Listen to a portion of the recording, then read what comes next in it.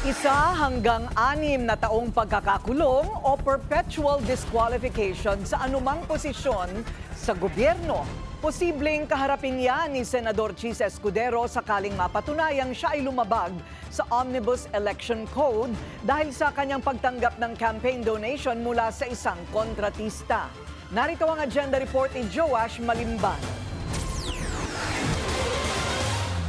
Bukod sa mga investigasyon sa Senado, Kamara, Department of Justice at Independent Commission for Infrastructure, posible ring maharap sa isang kasong kriminal si Senator Francis Chis Escudero sa Commission on Elections. Sa pinakahuling update kasi ng investigasyon ng poll body, sinabi ni COMELEC Chairman George Garcia na tapos na ang pagdinig kay Lawrence Lubiano. Si Lubiano ang may-ari ng Centerways Construction and Development Incorporated na umaming nag-donate ng 30 million pesos sa senatorial campaign ni Escudero noong 2022.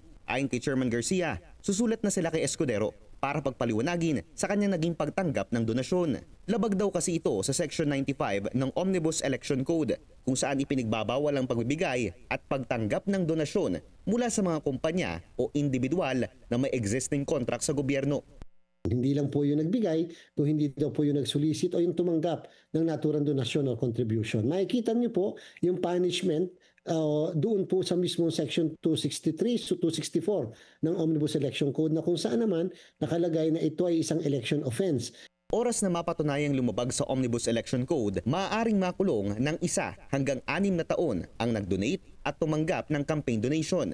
Bukod pa riyan ang perpetual disqualification from holding public office. Hinihintay na rin ng COMELEC ang certification mula sa DPWH para sa higit 50 kandidato na tumanggap ng donasyon mula sa mga kontratista. Ani Chairman Garcia, kailangan munang ma-verify kung ang mga nag-donate ay government o private contractors bago sila hainan ng show cause order. Para sa agenda, Joash Malimban, Billionaire News Channel. Manatiling nakatutok sa Billionaire News Channel. Sumubaybay sa aming social media accounts at mag-subscribe sa aming YouTube channel para sa mga bago at eksklusibong balita.